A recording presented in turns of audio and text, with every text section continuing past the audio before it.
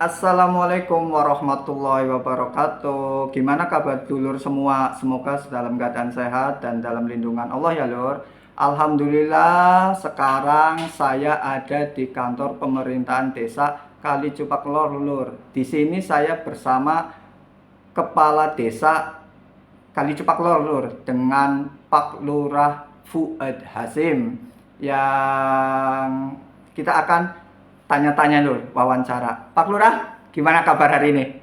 Sehat. Alhamdulillah. Kemarin libur itu ya Pak, Idul Adha, cuti bersama. Mas Nur lupa ya? Iya, ini dulur ya, Pak Lurah udah janjiin dari Senin. Saya lihat penanggalan tanggal merah. Tanggal merah, saya datang lagi hari Selasa. Hari Selasa ternyata informasi masih cuti bersama ya Pak. Cuti bersama. Iya, jadi tadi pagi saya dapat dari informasi dari pesuruh desa, Pak Lurah ada. Jadi hari ini lor mau kita tanya-tanya tanya dan wawancara kepada Pak Lurah ya. Pak Lurah boleh nanya nih titipan dari warga ataupun orang kebanyakan.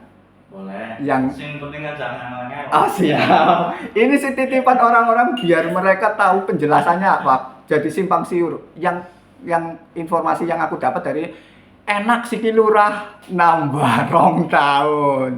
Oke, jadi mereka nanya, mohon maaf, saya mau nanya gimana pendapat Bapak terkait revisi Undang-Undang Desa yang terkait penambahan jabatan 2 tahun, Pak. Itu kata warga, Lurah sih seneng tambah rong tahun. Mohon maaf ya Lur, ini Pak Lurah emang Pak Lurah kepala desa saya sendiri emang itu sama pemuda juga akrab, sama orang tua, semua diayomin. Berhubung saya udah merasa kayak mohon maaf kalau nggak sopan, saya merasa udah kayak mohon maaf dimaafkan. Monggo Pak Lurah penjelasannya. Pertanyaannya langsung revisi undang-undang desa. Mohon maaf Pak Lurah, itu titipan sih, titipan dari biar dapat informasi. Revisi undang-undang desa ya. Oh ya. Nantinya masyarakat cuma tambahan 2 tahun ya Mas Nur ya. Nggih. Kita jelaskan dulu lah. Para kades itu berjuang untuk revisi undang-undang desa itu bukan hanya masa jabatan 2 tahun tambahan 2 tahun. Kalau dihitung-hitung tentang terkait dengan 2 tahun itu malah rugi. Revisi undang-undang yang sekarang 8 tahun kali 2 periode cuma 16 tahun. Tapi kalau aturan yang lama kan 6 tahun kali 3 periode 18 tahun, kita rugi 2 tahun. Sebenarnya perjuangan revisi undang-undang desa itu ada berbagai poin, banyak poin, bukan hanya masa jabatan kades. Yang paling utama kenapa saya ikut semangat untuk berjuang revisi undang-undang desa itu terkait dengan penambahan dana desa.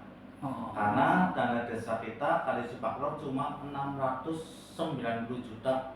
Mohon maaf diulang Pak, 690 juta.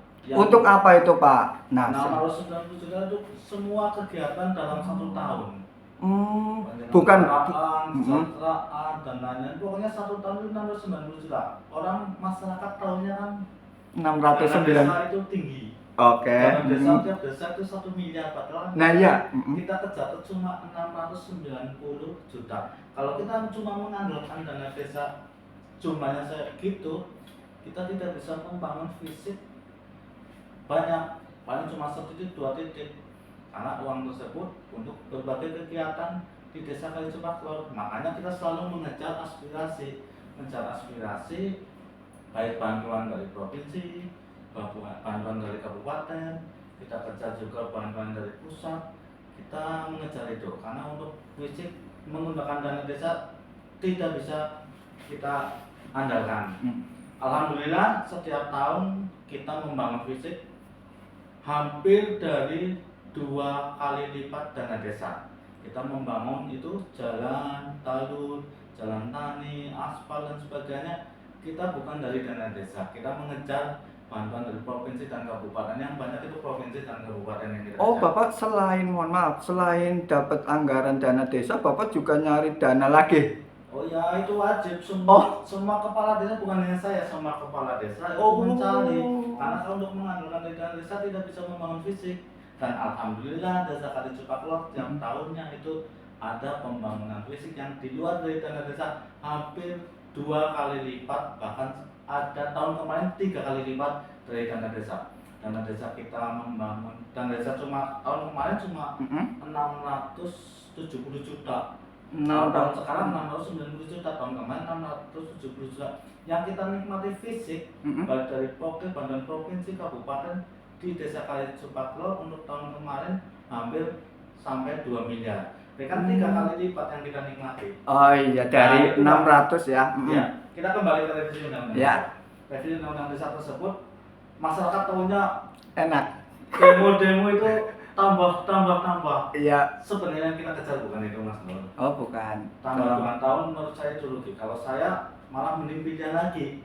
Kok? Apa saya pilihan lagi? Ya. Mungkin zona peta politik di tahun ini saya masih nyaman, Mas Nur. Zona ini. Tapi kan mohon maaf nih Pak, Ya. Pak Kepala Desa ya. Ya. Asumsi warga dengan jabatan dinaiki bertambah 2 tahun, otomatis kan namanya pemilihan pasti ada anggaran dananya Pak. Kan mending masih ada jangka 2 tahun. Itu yang ya, nah itu tolong jelasin Pak. Kalau Bapak kan milihnya lebih baik pilihan lagi, mungkin bagi warga lah mungkin wis ditambah 2 tahun enak kok jaluk pilihan mana, gimana itu Pak? Itu kan semua kepala desa kan punya pemikiran, Ya. cuma punya pengetahuan, pemahaman terkait dengan peta politik di desanya masing-masing. Oke. Kalau saya menghabiskan 1 tahun ini, tinggal 1 tahun ini tidak tambah 2 tahun. Kalau pilihan, mungkin saya masih zona nyaman. Kan saya milih lebih baik pilihan lagi. Itu kan pribadi sendiri. Oh iya, yang maksud. Pemikiran sendiri-sendiri. Iya, maksud. Maksudnya seperti itu. Iya. Kembali lagi ke revisi undang-undang desa. Nah, yang terkait satu itu penambahan dana desa. Kita optimalkan, kita ikut berjuang karena kita ingin mendorong dana desa kita itu tinggi, ditingkatkan menjadi 2 kali lipat atau 3 kali lipat, biar kita menggunakannya untuk pembangunan desa Kalicupaklo lebih maju lagi. Itu yang pertama. Yang kedua, pemerintah pusat itu menggelontorkan dana desa itu, mereka seolah-olah itu ibaratnya ngelos endasnya nyekeli buntutnya, Mas Nur. Nah, itu mohon maaf dulu ya Pak. Mungkin istilah itu hanya beberapa orang yang tahu. Maksudnya biar ini kan pasti ditonton masyarakat ntar ya Pak ya. Bukan cuma dari wilayah Kalicupak aja ya. Oh, mau di itu. Di YouTube. Ini jadi ntar kan masukin YouTube mungkin kan akan tersebar oleh masyarakat semuanya. Ya. Nah, itu mungkin ada yang nyekel ndase aja cekeli buntut. Mohon penjelasan ya Pak. Los ya. Monggo kepripun nego. Dari pusat itu menggelontorkan dana desa sebagai dana desa Kalicupaklo 690 digelontorkan. Transfer kan dari pusat ke rekening desa. Oke. Nah, di situ kan ada aturan dari pusat sendiri. Yang menurut saya itu aturan bagus. Semua penggunaan paling bagus, tapi penggunaannya disamaratakan bahwa sekian persen untuk ini, sekian persen untuk ini, sekian persen untuk ini. Padahal kan kebutuhan di setiap desa itu berbeda-beda, Mas Bos. Oh. Kebutuhan di setiap desa itu berbeda-beda. Pembangunan yang harus kita bangun itu berbeda-beda, tidak bisa disamaratakan. Contohnya kayak waktu COVID. Ya. Waktu COVID. Gimana Pak? Dari pusat itu mengatur dana desa 40% untuk BLT dana desa. Dan 40% dari jumlah dana desa untuk BLT dana desa. Padahal kan desa kan berbeda-beda. Ada desa yang jumlah penduduknya sedikit, ada yang jumlah penduduknya banyak, tidak bisa disamaratakan. Kita ada beberapa keluarga itu sudah menerima bantuan PKH, BPMT, KKS, lebihnya kan cuma sedikit. Lebih jumlah dari kakak itu kan cuma sedikit. Dari pusat suruh mengatur dana desa 40% untuk BLT dana desa. Untuk mencari yang 40% dari dana desa itu susah. Sisanya itu tinggal orang yang mampu. Orang yang udah layak. Udah layak. Mas Nur kan tahu sendiri desa Kalicupaklo termasuk yang alhamdulillah warganya termasuk ya golongan yang mampu-mampu. Banyak ya Tapi Pak. dari Mm-mm. kita mempunyai pos bantuan RTLH, rumah Itu. tidak layak huni. Mm-mm. Itu Dari pusat dulu kita punya pos berapa? 100 pos, kita mengajukan dapat 100 pos. 100 pos. 100 Oh. 100 unit. 100 unit rumah yang Setelah Mm-mm.